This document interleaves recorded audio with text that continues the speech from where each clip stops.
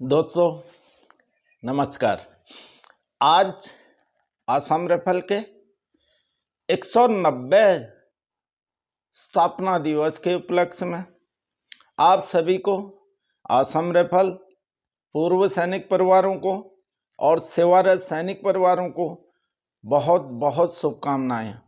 इसके उपरांत जिन हमारे वीर जवानों ने आसाम राइफल के नाम, निशान और नमक के लिए अपने सर्वोच्च बलिदान दिया है, उन सभी को मेरी तरफ से और सारे देशवासियों की तरफ से विनम्र श्रद्धांजलि। और इस शुभ अवसर पर हम उन्हें याद करते हैं, जिसकी बदौलत आसाम राइफल एक कजार लेवी नाम के होमगार्ड के तौर पर टी गार्डों की रक्षा के लिए 1935 में खड़ी करी गई थी। और उसके उपरांत आसाम राइफल ने अपना ऐसा परचम लहराया और दर्जे वाई दर्जे उसकी पदोन्नति होते रही, जिसमें प्रथम विश्व युद्ध, सेकंड विश्व युद्ध और इसके अलावा कई ऐसे बर्मा में भूकंप से बचाना, जो आज की हम ढाई मूर्ति कहते हैं, ये सब जो करिश्मा किया आसाम राइफल में हमारे पूर्वजों ने। और तब आज आसाम राइफल इस मुकाम पर पहुंची है। आज आसाम राइफल के पास 13 सेक्टर और 3 IGR और 1 DGR हैं। और जहां पर और उनके कमांडर हमारे सर्वोच्च कमांडर लेफ्टिनेंट जनरल हैं, जो आर्मी और भारतीय सेना से आते हैं। उसके अलावा आसाम राइफल ने आज़ादी से पहले पदक तालिका में, जिसमें बड़े बड़े विक्टोरिया क्रॉस से लेकर कई बड़े पदक लिए हैं, और पूरे देश में आज़ादी से पहले भी 148 के लगभग पदक आसाम राइफल ने प्राप्त किए हैं। और आज़ादी के बाद आसाम राइफल ने 1962 की लड़ाई और 1965 की लड़ाई, 1971 की लड़ाई, इन सब लड़ाइयों में भाग लेने के अलावा 1962 की लड़ाई में बहुत बड़ा योगदान आसाम राइफल का था। बड़ी तादाद में आसाम राइफल के हमारे पूर्वजों ने शहादत दी। अगर उन्होंने इतनी बड़ी कुर्बानी नहीं दी होती, आज हम जो हमारा नॉर्थ ईस्ट का नक्शा है उसको भारत के नक्शे में देखने को नहीं मिलता हमें। उसके अलावा जो दलाई लामा चाइना से आए थे, अरुणाचल के सूरासंबा नाम की जगह में उनको फायब आसाम राइफल ने रिसीव किया था। और उन्होंने फायब आसाम राइफल को बहुत बड़ा गॉड गिफ्ट के तौर पर उन्होंने आशीर्वाद दिया है। और आज भी फायब आसाम राइफल हर जगह में उनको गॉड गिफ्ट के तौर पर उनको उस आशीर्वाद को लिख करके रखती है। दोस्तों, इन 190 सालों में हमने क्या खोया और क्या पाया? कम से कम 140 साल के लगभग आसाम राइफल में बहुत अच्छा चला। हमारे पूर्वजों ने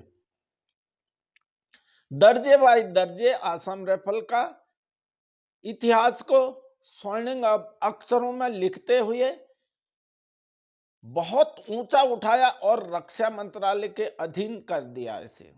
लेकिन हमारा दुर्भाग्य ये था कि इसका एडमिनिस्ट्रेशन जो था हर हमेशा गृह मंत्रालय और विदेश मंत्रालय, 1965 के लगभग तक आसाम राइफल विदेश मंत्रालय के अंदर अधीन काम करती थी। 1965 के बाद आसाम राइफल को गृह मंत्रालय के अंदर डाल दिया गया और उसका ऑपरेशनल पूरा रक्षा मंत्रालय के अंदर दे दिया गया।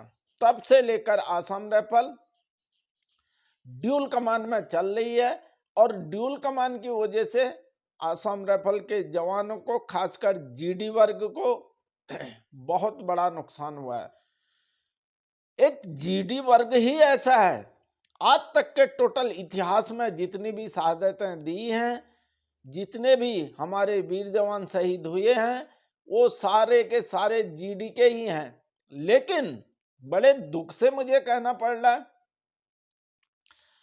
आज 190 साल जब हुए हैं 1986 के बाद या 84 के बाद, आसाम राइफल को सीपीओ में डाल दिया गया। यानी कि अभी भी पैरामिलिट्री फोर्स में है आसाम राइफल, लेकिन सारे मीडिया चैनल, गृह मंत्रालय के लोग और हमारे उच्च कमांडर हर हमेशा, आप लोग तो पुलिस हो, आप लोग तो सीपीओ हो, यानी कि आसाम राइफल का टोटल एडम जितना भी था, एक हथियार और अम्युनिशन कलेक्शन छोड़ करके बाकी सब पुलिस की तर्ज पर कर दिया गया। नॉर्थ ईस्ट की लड़ाई में जो अभी मणिपुर का सिचुएशन चल रहा है, हमारे पूर्व DG lieutenant general PC Nair साहब ने कहा था कि एक 50 दिन हो गए हैं मेरे ट्रूप्स बाहर के बारी है, लेकिन अभी तक वो अंदर नहीं आई। जिसने 50 दिन तक रात दिन अपने घर के बाहर रह करके काम किया होगा, बारिश नॉर्थ ईस्ट में 9 महीने बारिश होती है, लगातार बारिश रहती है। उन बारिश में, धूप में, मच्छरों के साथ रात दिन वहां रह करके काम किया है, इसको कोई नहीं देखता है। ना इसको रक्षा मंत्रालय देखता है और ना उसको गृह मंत्रालय देखता है। इसका जिम्मेवार कौन है? कोई जिम्मेवारी नहीं है किसी की। सिर्फ काम लेते समय या किसी जवान की शहादत हो जाती है, शहीद हो जाता है, सिर्फ वाह वाह करने के लिए आगे आते हैं, फूल की माला लेकर फूल की माला डालते हैं, बस अपना सब कुछ वहीं समाप्त हो जाता है।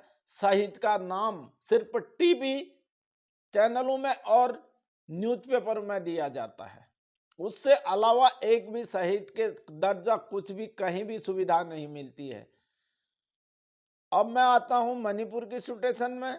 मणिपुर के सिचुएशन को संभालने में आसाम राइफल का बड़ा योगदान है। आसाम राइफल आज नहीं, कई दिनों से, कई सालों से मणिपुर की सिचुएशन को ठीक करके आई है। 1990 और 95 के बीच में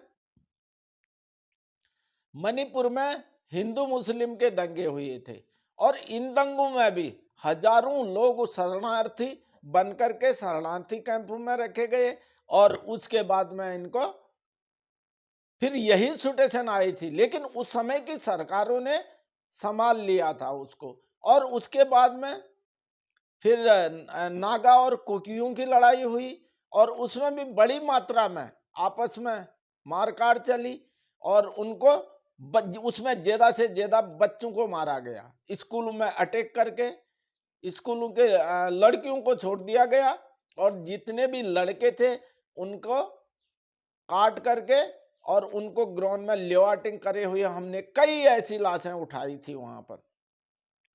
अब आता हूं मैं जो अभी का पिछले साल से 2024 से मणिपुर का सिचुएशन चल रहा है।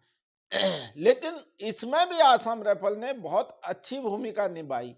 आसाम राइफल या कोई भी बेल्टेड फोर्स जो भी हैं, वो हुक्म की तौर पर काम करते हैं। हाथ में तो राइफल दे दी, लेकिन हुक्म नहीं दिया तो वो राइफल क्या काम किया। उससे अच्छा तो ये होता कि हाथ में डंडा दे दिया जाता। तो फिर एक बार मैं सभी आसाम राइफल परिवारों को आसाम राइफल के 190वां स्थापना दिवस की ढेर सारी शुभकामनाएं। मेरे पास कुछ और भी वीडियो आए हैं, खासकर लोखरा के।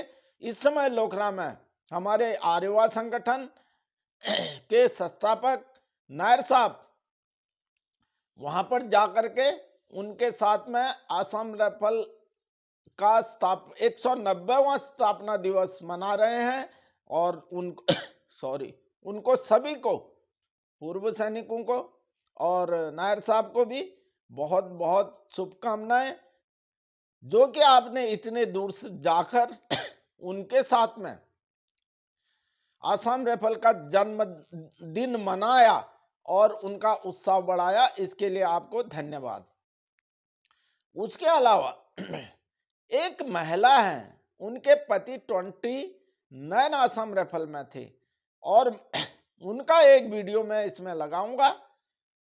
उन्होंने क्या संदेश दिया है, थोड़ा उनकी आवाज छोटी आवाज में आई है, लेकिन एक बड़ा संदेश जो पेंशनियर हैं खास करके उनकी महिलाओं के लिए, उनकी वीर नारियों के लिए बड़ा संदेश दिया है।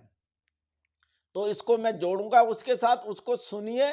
उन्होंने अपनी दुख भरी कहानी, जब सूबेदार राधेश्याम साहब कोरोना टाइम में उनका देहांत हो गया था, तो उस टाइम की अपनी दुख भरी कहानी उन्होंने इसमें बयां किया है और मैं धन्य कहता हूं उनको। इतने बड़े मंच पर आकर एक जेसीओ की महिला अगर इतने अच्छे शब्दों में बयां करती है अपनी जिंदगी के दिन, तो इसमें देख लीजिए इसको। बाकी दोस्तों, चैनल को ज़्यादा ज़्यादा सब्सक्राइब करें, शेयर करें। धन्यवाद। जय हिंद, जय आसाम राइफल। जिस टाइम पे दाह संस्कार हुआ उस टाइम पे कोविड चल रहा था और कोविड के दौरान मैंने और मेरे 3 जवाइयों ने उनको अग्नि दी है। सबसे पहले मैं ये कहती हूँ, तो आप ये बताइए कि अब हम मातृशक्ति होकर अगर अपने लिए कुछ नहीं कर सकते तो हमारे लिए धिक्कार है। और दूसरी चीज ये है सर कि आज जो हम असम राइफल की बदौलत एक रोटी खा रहे हैं, तो मैं असम राइफल का बहुत धन्यवाद करना चाहती हूँ, क्योंकि अगर हमें असम राइफल नहीं मिलता, इसकी नौकरी नहीं मिलती, हमारे बच्चे नहीं पढ़ पाते, हम लोग किसी लायक नहीं होते, सड़क पर कटोरा लेके भीख मांगने की भी नौबत आ सकती थी सर। मैं यही चाहती हूँ कि हर नारी, कोई भी हो, हर जितने मेरे जवान भाई हैं, उन लोगों से मैं यही अपील करूंगी कि अपनी नारियों को हमेशा आगे प्रेरित करें कि जब भी हमारा ये असम राइफल का यहाँ पर कोई भी दिवस हो, आज हमारा असम राइफल का 190 दिवस है, इसके लिए मैं आप सब लोगों को बधाई देती हूँ और ये कहना चाहती हूँ कि कोई भी दिवस हो, हमें सब लोगों को यहाँ एकत्रित होकर एक समान, एक भाईचारा बनाकर आगे संगठन के लिए बढ़ना है। और दूसरी चीज ये है कि सर जी देखिए, हमारे लखेरा साहब यहाँ पर आए, हमें स्वयं उनका अभिनंदन करना चाहिए था, लेकिन उन्होंने इतने प्यार से हमारा अभिनंदन किया कि आज मैं इतनी गौरवान्वित हूँ कि उन्होंने हम लोगों से मिलकर एक एक नारी से, एक एक बच्चों से उनका हाल जाना। तो हमारा फर्ज बनता है कि आइंदा से कोई भी हमारे अफसरान आए तो उनको बड़े प्यार से, और शिलोंग से आई पूरी टीम को मैं धन्यवाद देना चाहती हूँ। तथा जिन बच्चों के लिए हमारी आसाम राइफल ने इतना अच्छा कार्य किया है, उनको मैं कोटि कोटि धन्यवाद देना चाहती हूँ, जिनका कोई अता पता नहीं था, बिल्कुल एकदम अनाथ बच्चे। प्रियंका नाम जिनका साहब जी लोग लेते हैं, उनकी 2 बच्चियों से और मैं मिली थी। उन्होंने मुझे पता क्या कहा, उन्होंने ये कहा कि आंटी आपकी छवि में हमारी माँ झलक रही है। मैंने कहा बेटा, एक टाइम वो आएगा जब आप लोगों को बिल्कुल सबका सहयोग मिलेगा। तो मैं यही चाहती हूँ अंत में कि मुझसे कोई गलती हुई हो तो मुझे क्षमा करें। और वीर नारियों को हमेशा हर जवान अपनी पत्नियों को साथ लेकर आए, उनको हर चीज ये बताए कि देखो हमें किस तरह से हमारा ये बैंक बैलेंस हमारा ऐसा जाना है, हमारे डॉक्यूमेंट ये है, इस तरह से हमें आगे उतारने वास्ते अगर हमारे साथ कोई दुर्घटना घट जाती है, जैसे आज मैं यहाँ खड़ी हूँ, मेरे साथ जो हुआ वो मैं ही जानती हूँ सर जी। मैं धक्के खा के परेशान हो गई थी, लेकिन आज मेरे को साहब जी ने मेरे को जोड़ा अपने साथ, इसलिए आज मैं 2 रोटी खा रही हूँ। तो इसलिए मैं ये चाहती हूँ कि हर जवानों से मेरा यही अपील है कि अपनी मिसेज को अपने बच्चों को हर चीज बता के रखें ताकि उन्हें आने वाले समय में कोई भी परेशानी ना हो। यही पे मैं अपने शब्दों को विराम देती हूँ। अगर मुझसे कोई त्रुटि हुई हो तो उसको माफ करिएगा। धन्यवाद।